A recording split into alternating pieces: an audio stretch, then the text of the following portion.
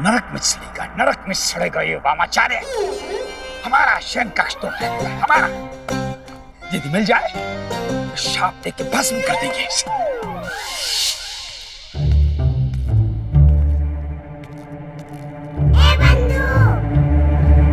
रामा, तुझे शारदा से बहस करने की क्या आवश्यकता थी? अब तेरे चक्कर में मुझे भी भूखा रहना पड़ेगा। देख बंधु, मैं उस वामाचारी की वजह से पहले ही बहुत क्रोधित हूँ, मुझे और क्रोधित मत कर। यदि वो दुष्ट कहीं मिल गया ना तो मेरे प्रकोप से उसकी रक्षा कोई नहीं कर पाएगा। हाँ।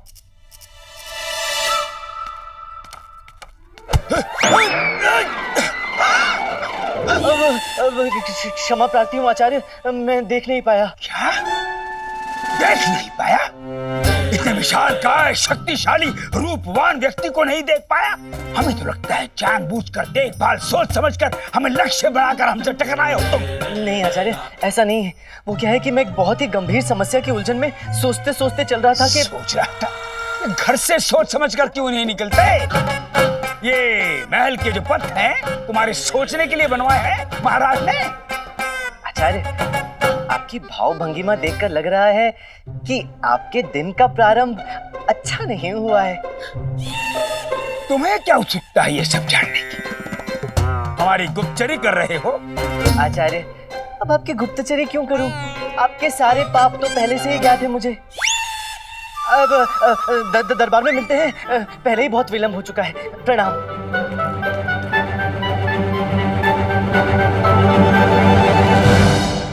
पंडित रामाकृष्ण, समय आने दो, तुम्हें तो मैं छोड़ूंगा नहीं।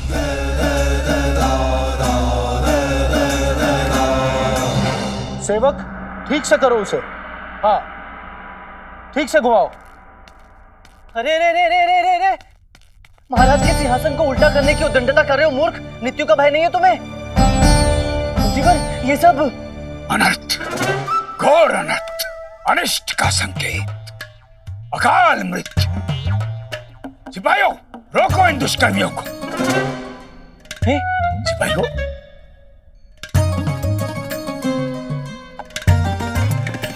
मंत्रीवर, राजदरबार की कार्रवाई कैसे होगी? हमें सिर्फ इतना ज्ञात है कि सिंहासन को उल्टा करने का आदेश अंतरमहल से आया है पंडित रामकृष्ण।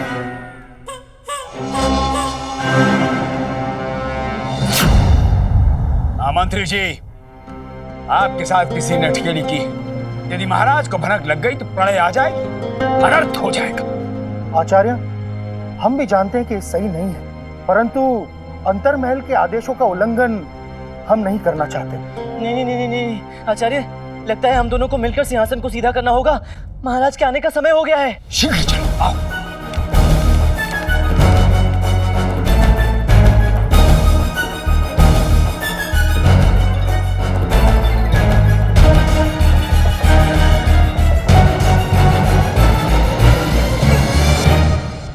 आचार्य, थोड़ी और शक्ति लगाइए ना।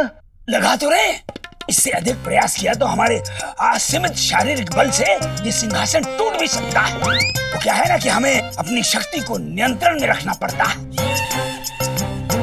राजाओं के राजा, सम्राटों के सम्राट, नरेशों के नरेश, महाबली बाहुबली महाराज श्री कृष्ण देव राय पधार रहे हैं। महाराज कृष्ण देव राय की, महाराज कृष्ण देव राय की, महाराज कृष्ण देव राय की, महाराज कृष्ण देव राय की, महाराज कृष्ण देव राय की, महाराज कृष्ण देव राय की, आज तो प्रलय निश्चित है। महाराज कृष्ण देव राय की, महाराज कृष्ण देव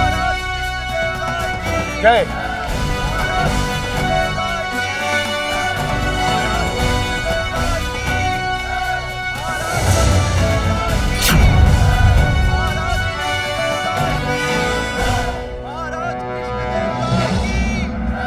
महाराज कृष्ण देव राय की। जय। अरे हम बैठ चुके हैं। बैठ गए, बैठ जाओ। आज की सभा आरंभ की जाए। महाराज, क्षमा चाहते हैं, ये सिंहासन सिंहासन को उल्टा करने का कारण हमें समझ में नहीं आया। तो क्या करते गुरुवर? महल तुड़वा देते क्या? महल को तुड़वा देते।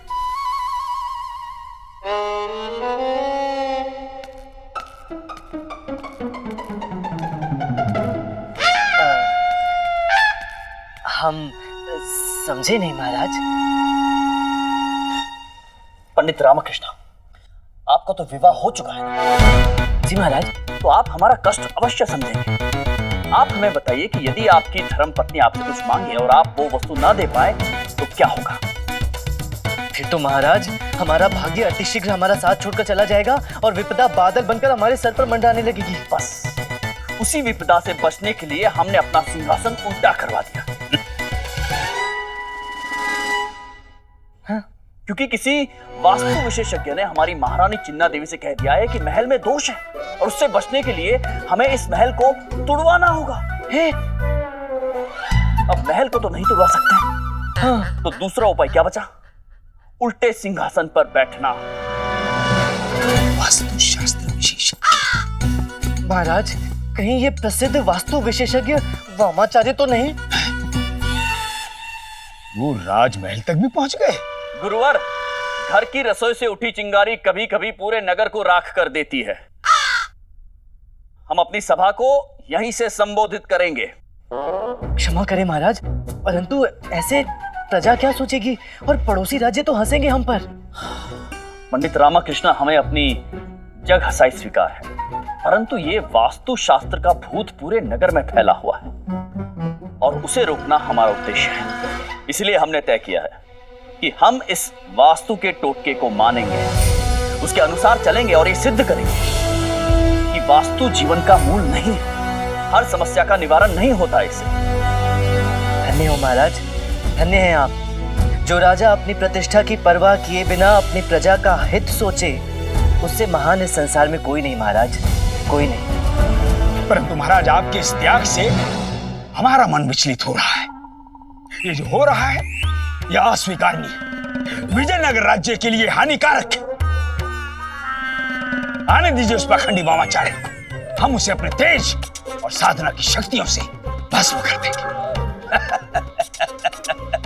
गुरुवर, आप अपनी व्यक्तिगत बातों से विचलित नहीं होते, अपने व्यक्तिगत संबंधों के कारण अपनी कार्यनीति नहीं बदलते, इसीलिए तो आप हमारे गुरुवर, पूजनीय हैं आप। अलख निरंजन, भंजन, अलख निरंजन, भंजन, अलख निरंजन, भंजन, अलख निरंजन, भंजन, अलख निरंजन, भंजन, अलख निरंजन, भंजन। धनी मनी है महाराज। अलख निरंजन। तुम दोनों यहाँ क्या कर रहे हो? सुबह हमारी सेवा में उपस्थित क्यों नहीं हुए? क्योंकि अब हमने आपकी सेवा करना छोड़ दिया है। ये क्या अनाप शनाप बोल रहे हो? आज से आप हमारे गुरुजी नहीं हैं, हमारे गुरुजी हैं महाज्ञानी वामाचार्य।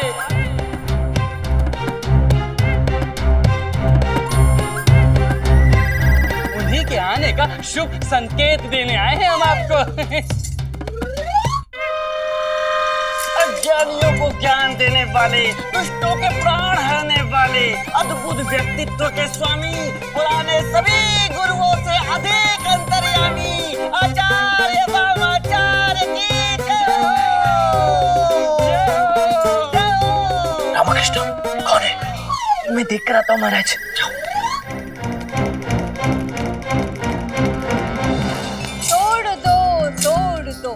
तोड़ देना चाहिए, बदल देना चाहिए, संसार तो अज्ञानियों का समझ लेना चाहिए। तोड़ देना चाहिए, बदल देना चाहिए, कुछ नीचे करना चाहिए, कुछ ऊपर चढ़ना चाहिए, संसार तो अज्ञानियों का समझ लेना चाहिए। खिड़की और द्वारों की दशा जैसी रहती है, ये मुख तो हमने कहीं देखा है।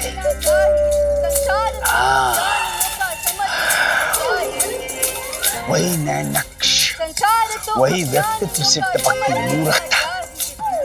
यदि हम वरुणमाला को नहीं जानते तो इसे ही वरुणमाला समझ लेते। बदल देना चाहिए, संसार तो अज्ञानियों का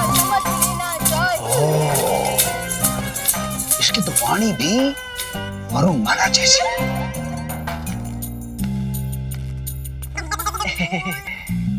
आचार्य, ये तो गुरु माता प्रतीत हो रही हैं। ये तो वरुण माला ही है।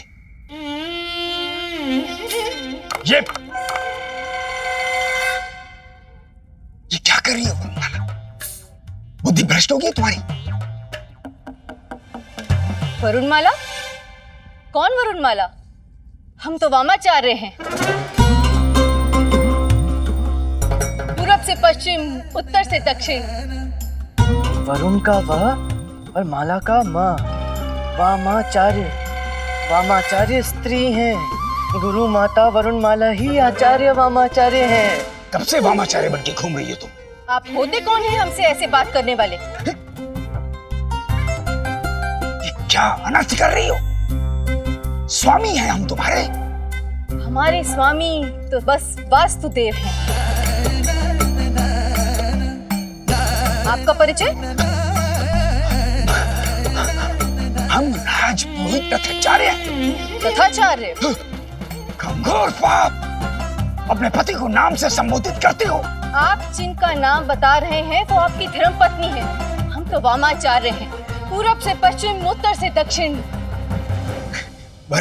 वरुण माला, उपहास बंद करो और घर जाओ, जाओ। दुष्ट प्राणी, हमारे गुरु से ऐसी बात करने का साहस! हमारे गुरु जी का रास्ता रोकने की कोशिश की हमारे वामाचार्य जी का। हमसे बुरा कोई नहीं होगा। अलख निरंजन, सब दुख भंजन। शांत शिष्यों, शांत। हमारे शिष्य उत्तेजित हो रहे हैं तथाचार्य। तथाचार्य, कृपया आप उन्हें और क्रोध न दिलाएं, अन्यथा आपको चोट लगेगी और आपके घर जो वरुणमाला है उनको अत्यंत कष्ट होगा। ये क्या हो रहा है हमारे दरबार में पंडित रामकृष्ण? जी महाराज। क्या हो रहा है इस? महाराज, गृह युद्ध चल रहा है। आचार्य के गृह मंत्री ने उनके विरुद्ध आंदोलन छेड़ दिया है। पंडित रामकृष्ण, सरल शब्दों में समझाएंगे? एक तो हम देख नहीं पा रहे, ऊपर से आप। हाँ, क्षमा महाराज, क्षमा।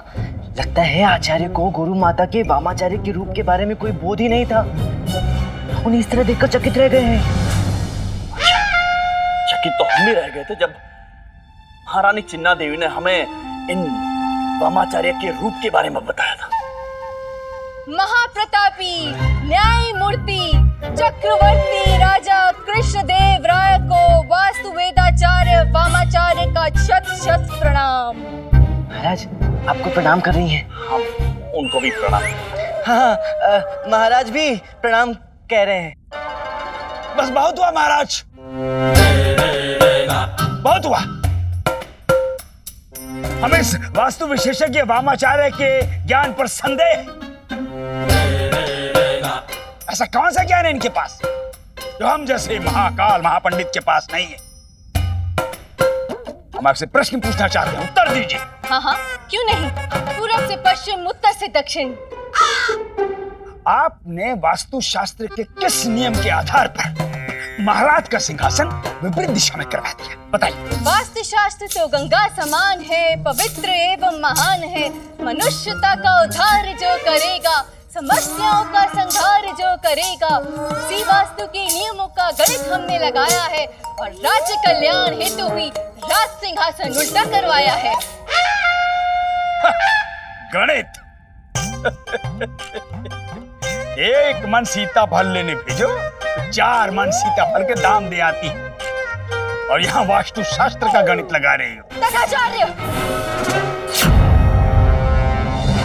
राज्य का सूर्य होता है राजा। वो उदित तो राज्य उदित, वो अस्त तो प्रजापति। तो राज सिंहासन होता है कर्म स्थल, तो राजकाज होता है कर्म। अगर उसी की दिशा अनुकूल न हो तो हो सकता है अधर्म, बढ़ सकता है आकाल, आ सकता है भूचाल और बढ़ सकता है जंजाल, और मनुष्य हो सकता है कंकाल। देखा कैसे सिट्टी पिट्टी गुम हो गई बुड्ढे की। ऐसा लग रहा है जैसे बुड्ढे ने सांप देख लिया। वामाचार्य जी की, वामाचार्य जी की।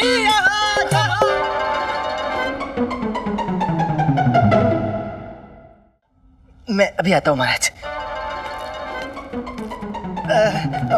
पर माता, महाराज उल्टी दिशा में बैठकर अपना राजकार्य सुचारू रूप से कैसे चला पाएंगे? तनिक ये भी तो सोचिए। आप कौन हैं? पूरब से पश्चिम, उत्तर से दक्षिण? नहीं, इनमें से कोई नहीं। मैं महाराज का विशेष सलाहकार और सेवक पंडित रामकृष्ण हूँ। और आपको वास्तु का ज्ञान है? तो तुम्हें क्या ज्ञान है वास्तु का वरुणमाल? वामाचार्य जी, हमें ज्ञान देने से पूर्व अपने ज्ञान का परिचय कराओ। वास्तु शास्त्र में कितनी दिशाएं होती हैं, अतिशीघ्र बताओ। हमें सब ज्ञान है। हमें तो पूरे ब्रह्मांड का ज्ञान है। हम तथाचार्य हैं। हम बताते हैं, अभी बताते हैं। ये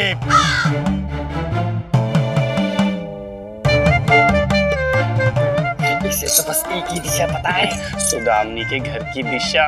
तेरे द्वार खड़े हैं जो। मैं बताता हूँ। वास्तु में 8 दिशाएं होती हैं। पूरब, ईशान, उत्तर, पश्चिम, द्रव्य, दक्षिण, नैऋत्य और आग्नेय।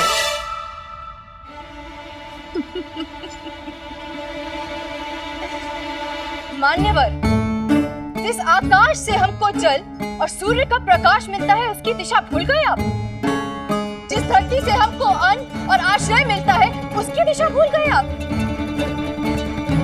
महाराज की जय हो। महारानी चिन्ना देवी ने हमारे परम पूज्य आचार्य को यहाँ पर दक्षिणा प्रदान करने के लिए आमंत्रित किया है। अगर दक्षिणा मिल जाती तो महाराज आपका बहुत उपकार होता।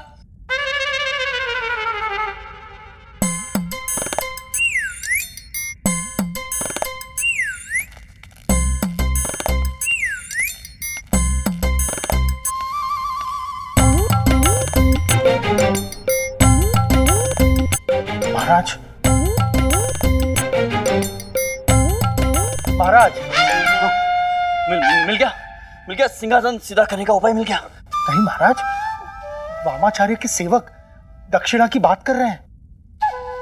अच्छा, तो उन्हें मार्ग मिल गया है सिंहासन सीधा करने का। नहीं महाराज। तो दक्षिणा किस बात की? सिंहासन को उल्टा करने का उपाय देने की, जो उन्होंने बड़ी महारानी को दिया था। महारानी चिन्ना देवी को? जी महाराज। अच्छा, वास्तुविद वामाचार्य को उनकी दक्षिणा दे दी जाए। जी महाराज।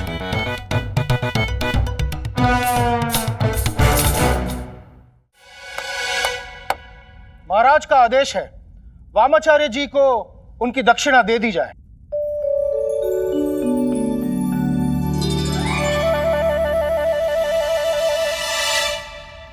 महाराज, अति उदार है आपका यह व्यवहार, परंतु यह दक्षिणा हम स्वीकार नहीं कर सकते।